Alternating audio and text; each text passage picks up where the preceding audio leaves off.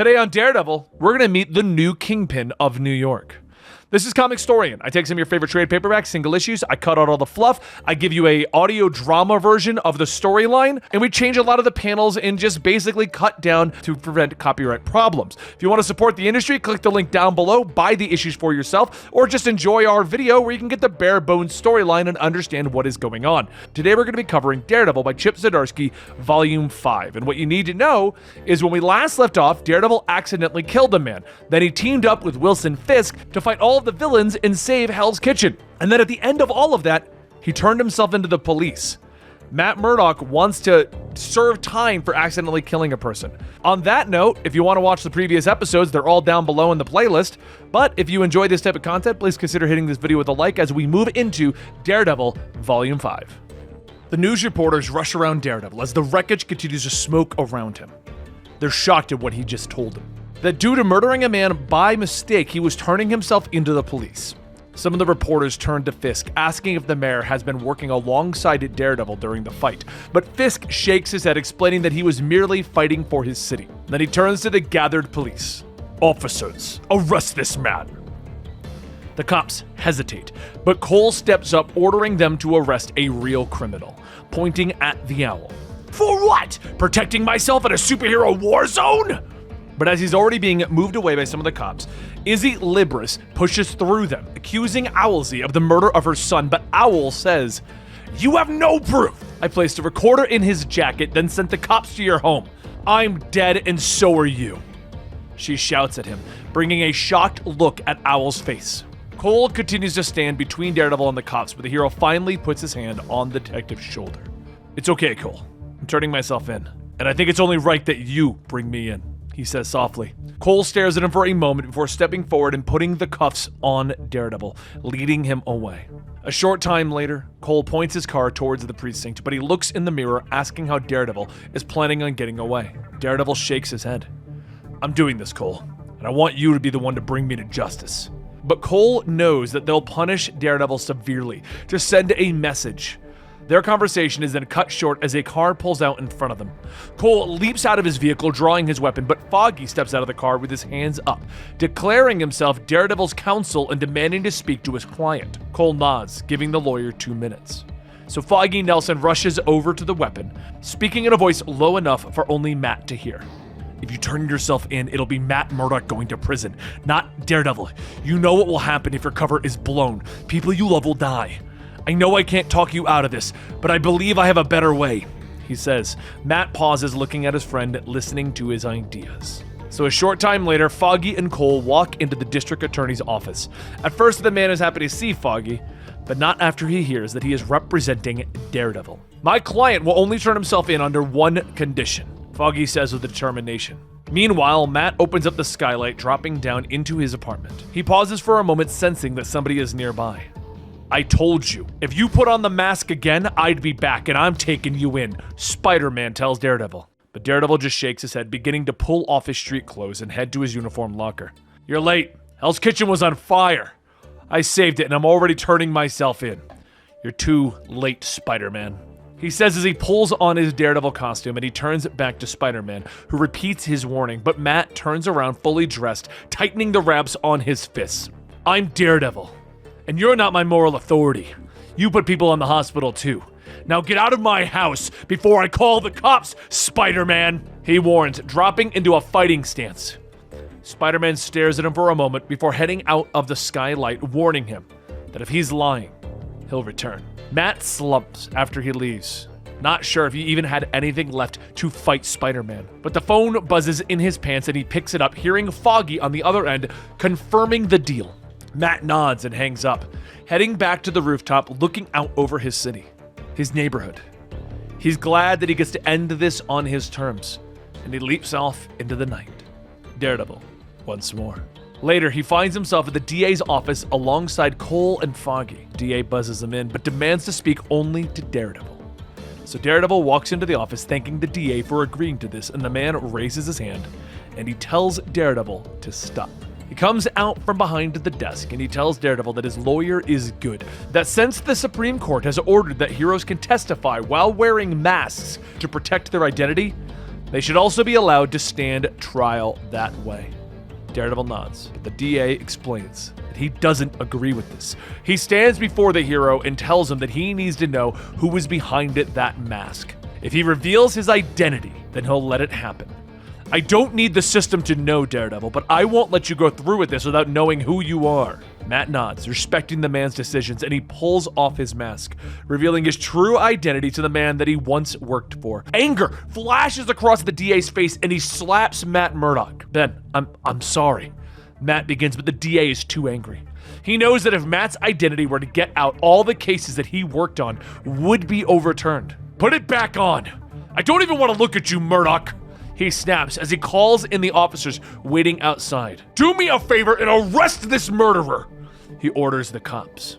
A short time later, Daredevil is being ushered through the police station, his mugshot being taken as he's led to fingerprints, but Foggy steps in, ordering them to stop. The Daredevil's identity is to be kept secret to protect those that he loves. The cops aren't happy about it, but they wave him through without getting his fingerprints. Foggy continues to argue with those around him, but Daredevil stops him, allowing the officers to cuff him so that he can be brought to the arraignment. He's led outside, greeting a sea of reporters, but the officers push through and Matt says nothing. A short time later, he's standing in the court. He's happy with the outcome. The prosecutor is someone that he went to law school with, someone that Foggy always beat. The judge has a strong reason to allow Daredevil out on bail, but she doesn't. The gavel lands, and soon Matt and Foggy find themselves on the roof.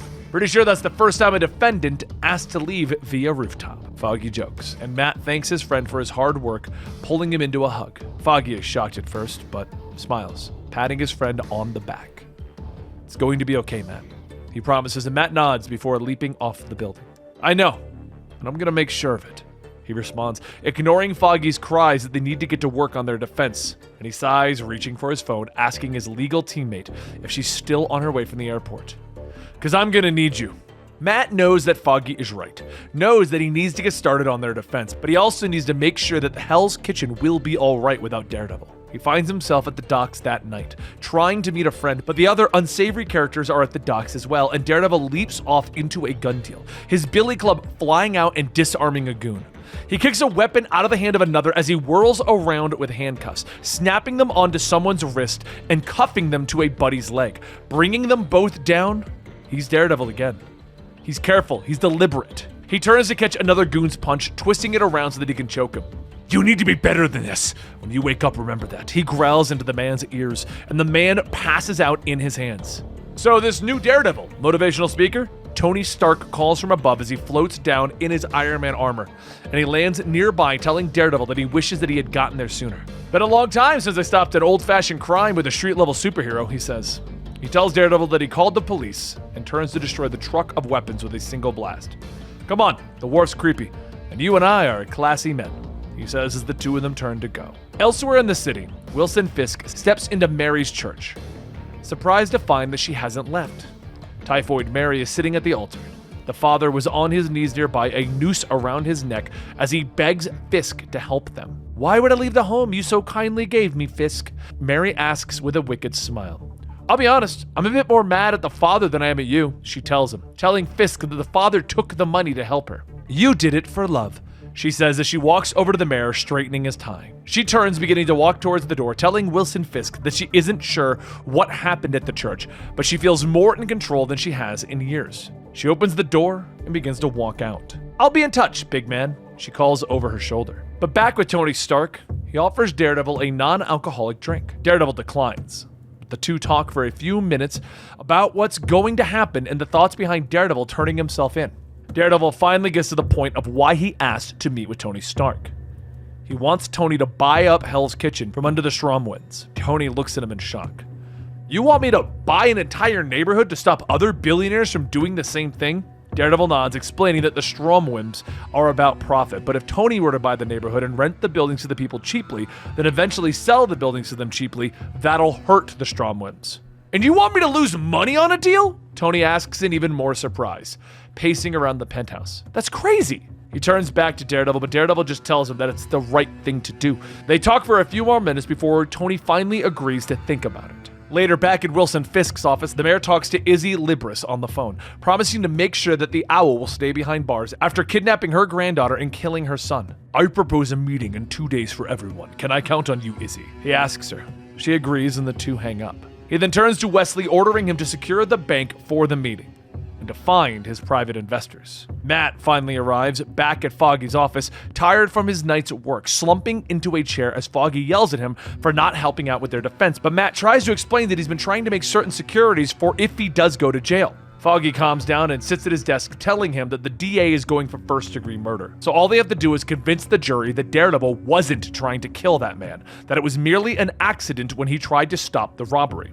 Matt pauses and he turns in his chair, sensing someone in the hall. He pulls back on his mask, telling Foggy to get under the desk, but Foggy stands and tells Matt to calm down. He had to call someone to help. "She called the second you were arrested. She's the best and you know it," Foggy explains to his friend, but Matt is shocked when he smells her perfume. He can't believe that Foggy would call his ex-girlfriend, as Kirsten McDuffie opens the door with a smile. "Oh good, we're all burning the midnight oil," she says to them. The team begins to go over the defense strategy, with Matt sitting there quietly, thinking about how Kirsten forgot his secret identity when he had the Purple Man's children make the world forget, how he had broken up with her to keep her safe, and how she was the last person that he wanted working on this case. "Are you still with me?" she asks him, waving her hand in front of his face, and he sighs, telling them that he's just tired and thinks that they should call it a night. "We got 8 days. It won't do if we burn out before then," Foggy agrees, beginning to pack up, and Kirsten agrees, but tells them that she'll head back to the hotel to keep working. After she leaves, Daredevil turns to Foggy, demanding to know why he brought Kirsten in. "It broke my heart to leave her," he reminds his friend, but Foggy just gets angry, reminding Matt that Kirsten is the best lawyer that they really know and that they need help. "You need people, Matt!" he shouts at him as he opens a window and leaps into the city. Matt begins to think about how he shouldn't have yelled at Foggy as he keeps moving around the rooftops and finally pauses on a ledge looking down. There he is, the world's stupidest superhero. Elektra calls out from behind him as she steps up next to him. "What do you want? I'm not in the mood, Elektra," he tells her gruffly, and she once again reminds him about all the people that he won't be able to save if he's locked up. "This is selfishness masquerading as selflessness," she tells him, and Matt just stares at her. "You used me to steal billions of dollars for yourself."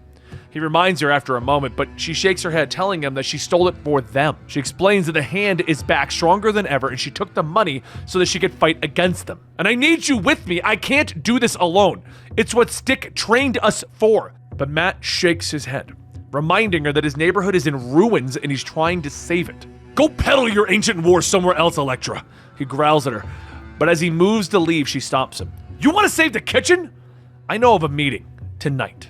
So meanwhile, over at a secret meeting in a bank, Wilson sits in front of the crime bosses of New York, apologizing for thinking that they could work together without greed getting in the way. But Hammerhead interrupts, his wounded skull still bandaged from being shot in the head, demanding to know if he's getting a better deal after this gang war since Izzy shot him. But Wilson grabs his head, slamming it on the table again and again. "Here is the better deal," he says, each word punctuated by Hammerhead's face slamming onto the table. Blood begins to pool as Wilson composes himself and straightens his tie, telling them that they need a Kingpin, but he is unable to fill the void due to his duties as mayor. He finally looks to Izzy Libris and names her the new Kingpin of New York. "Wilson, it would be an honor," she says. The meeting is then interrupted as the vault door explodes off of its hinges, and from the smoke steps Daredevil. "Old Kingpin, new Kingpin, I'll topple you all," he says as he steps forward, and Fisk steps up to him, telling Daredevil that destruction of property won't look good for his cause. But Daredevil ignores him, surveying the mob bosses. "I'm here to let you all know I'm listening. I'm watching, even from prison, and I'm going to make your lives hell," he says, stepping forward, looking up at Wilson. But one of them points out that he won't be able to do anything from jail, that the new Kingpin will run free with no fear of Daredevil. Maybe, but it's not just me, Daredevil says, motioning over his shoulder towards Spider-Man, who's been surveying them all from the shadows. Wordless, Daredevil promises that he is coming for them all, throwing down a flashbang and disappearing in surprise. Soon, on the nearby rooftop. "Do you think that'll work? I mean, I tried to be all dark and menacing," Spider-Man tells Daredevil. "Yeah, I think it helps. Plus, you tearing the vault door off its hinges probably spooked them." But Spider-Man still doesn't understand why Daredevil reached out to him, knowing that their relationship hasn't been the best lately. But Matt admits that if he's going away, he doesn't want him and Spider-Man to be on the ropes. You're a good man, and I don't want to go to prison without making things right between us. Spider-Man tells Daredevil that the reason he was hard on him is because he had killed someone once, and it felt like he shouldn't have gone unpunished. The two heroes hug it out, and they spend some time talking about the stress and issues that their lives bring. The next morning, Daredevil heads back to Foggy's office, but as he's walking down the hallway, his heightened senses catch someone's voice, someone's heartbeat, someone that he can't believe that Foggy would also bring in. He opens the door to find Kirsten, who smiles at him and tells him that they have the dream team all together. Matt Murdock's on board, she says, motioning to the blind lawyer sitting behind the desk. And Matt Murdock responds to Daredevil, Kirsten, and Foggy with, "Hell yeah." Later, Matt and Foggy stand on the rooftop, with Matt demanding to know why Foggy would bring in his twin brother Mike to act like Matt Murdock. "I was painted into a corner. Kirsten, she was asking about you and I panicked. I just thought..." But Matt interrupts him, telling him that he just made more problems, asking what Foggy told Mike. "I told him you were in rehab, that you didn't want anyone to know because it would hurt your career," Foggy says with a sigh. Anger fills Matt as he pulls back on his mask, leaping off into the night. "Matt, we still have work to do!" Foggy shouts after his friend, and over in his penthouse shower, Fisk tells Wesley that he wants to be at Daredevil's trial, that he wants to make sure that the vigilante is brought to justice, but Wesley doesn't answer him and Fisk turns around in surprise. "I sent him to get coffee. Told him I'd be on towel duty today," Mary says with an evil smile, and Fisk steps out, careful as he takes the towel from her hands, wrapping it around his waist. Mary smiles, telling him that they both have a chance at a new life, and she puts a hand on his shoulder, telling him that if he plans on going to that trial, he's going to need a bodyguard. "I already have a bodyguard," he tells her gently, but as she steps around the corner, she allows the unconscious bodyguard to fall to the ground. "You actually don't," she tells him. Meanwhile, back at his apartment, Matt steps out of the shower, walking across the darkened room to pick up his phone and call Tony. "Is this the devil?" Mock fear in his voice, and the two talk, with Tony Stark confirming to Matt that he's preparing to make a bid on all of the properties in Hell's Kitchen. "Good. That makes what I have to do next a lot easier," he tells him, and he hangs up the phone. He gets dressed and he heads over to the prosecutor's office as Matt Murdock and sits down with Goldie, an old friend from law school, telling him that he's working on the Daredevil defense team and that Daredevil would like a deal. Later that night, Daredevil moves along the rooftops, stopping as his phone begins to buzz, and he answers it to hear Tony's voice on the other side. The billionaire superhero in shock because he was outbid at Hell's Kitchen. "It was the shell company. We're trying to find the owners right now," Tony's telling Matt, his team scrambling behind him, and he apologizes, but Daredevil hangs up on him in shock, not sure what to do as he stares down at the neighborhood. His plan is a wash. Who bought Hell's Kitchen? The next day, Daredevil is dressed in a suit with his mask as Kirsten picks him up and he gets into the car. He looks out the window at his city as they drive, and he finally turns to her, thanking her for everything that she's done and apologizing for not being fully involved. He tells her that while he believes that he should be punished for what he's done, he's not sure that he can leave Hell's Kitchen behind, that he's not sure anyone else can keep it safe like the Daredevil. "I need to fight this now. I know that. I need to be out there keeping people safe," he says, and she smiles, putting a hand on him. "I'm glad you finally have come around to fight this," she says as they arrive at the courthouse. "Now chin up, Mr. Devil. We've got a walk to do," she says as they both step out of the car and they walk through the sea of reporters and prosecutors. They head inside of the courtroom, which has gathered some of Daredevil's closest friends, allies, and enemies, and Elektra stands in the back, quietly watching as he steps through. The court begins and she whispers, something just loud enough for Daredevil to hear. Something that changes everything. "I bought it. All of it. Your home, your hell. I don't understand you. I never did. But do what you need to do. Make your foolish sacrifice. Hell's Kitchen is safe, Matthew," she says, and relief floods through Matt Murdock as he only stops to realize that she has learned his identity for a moment before he focuses on what's going on around him. The judge looks at him, explaining that the defendant has agreed to a deal with the DA, and Foggy looks shocked. Kirsten explaining that Daredevil won't take the deal, but Daredevil stops her. He interrupts. "Hell's Kitchen is safe. Your Honor, I've reconsidered. I accept their deal." His team looks at him in shock, including Kirsten, who he just told differently in the car. "I plead guilty to second-degree manslaughter," Daredevil says to everyone's surprise. A few days pass and Elektra slips out of the shadows, her arm wrapping around the prison guard's throat, pulling tight until he passes out. She slips inside of the cell block, ignoring the catcalls as she walks towards the cell that she needs. She opens the door to find Daredevil sitting on his bunk. "Elektra, you better not have..." He begins, but she stops him and explains that she did not kill anyone. I know you frown on such things, she says, waving him off, and she walks in, telling Matt that she is surprised that he went through with his act. It was the right thing to do, and you helped make it possible by saving Hell's Kitchen from the Stromwyms. He tells her, and she sits down on the bunk, asking him once again how many lives will be lost or ruined while he punishes himself in prison, but he shakes his head, telling her that he is an example. It'll make the other vigilantes better. It'll make the careless ones careful. He tells her, and he finally glances at her, asking how she knows his identity again. It doesn't matter, she says, standing up, but before she leaves, he asks her why she did it. Why did she help him? They step out of the cell, leaning against the railing. Do you ever get tired of the darkness? She asks him, but he shakes his head, telling her that he lives in a world of darkness. God gave me darkness so I could better understand the light. What's going on with you, Elektra? He asks her again, but she explains that she found something. That she and Stick found a Temple of Hand and discovered a book. And it was like an instruction manual on how to defeat the hand. They had a counter for thousands of years. The hand is in the darkness, the fist is in the light, she says, stepping up, putting her hand to his cheek. But the fist requires a king and a queen, she says gently. Daredevil shakes his head, turning back to his cell. Of course they do. Not interested. He tells her simply, but she gets angry at him, reminding him that he wanted to strike higher than just the street. This is what you've been looking for, she snaps at him. This is the ceiling. There's nothing higher, she tells him, but he turns back, telling her that he doesn't trust her. You use people. You're tired of the darkness? You want to work in the light? Prove it, he says as he shuts his cell door, climbing back onto his bunk. She storms away. She storms out of the prison.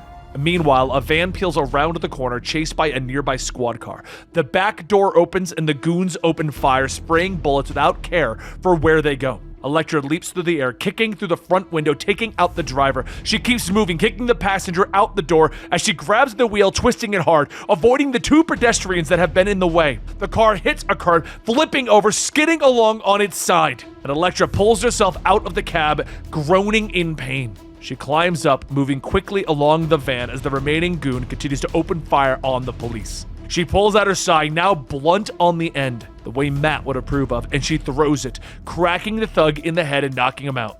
Police look up at her. Her new costume, her new mask. Who are you? They ask in surprise. I'm Daredevil, she tells them defiantly. And there you have it, all of Volume 5 in Daredevil. We have the new Kingpin, we have a new Daredevil, and Matt Murdock is off the table. Now, I do want to answer one thing, the character of Mike.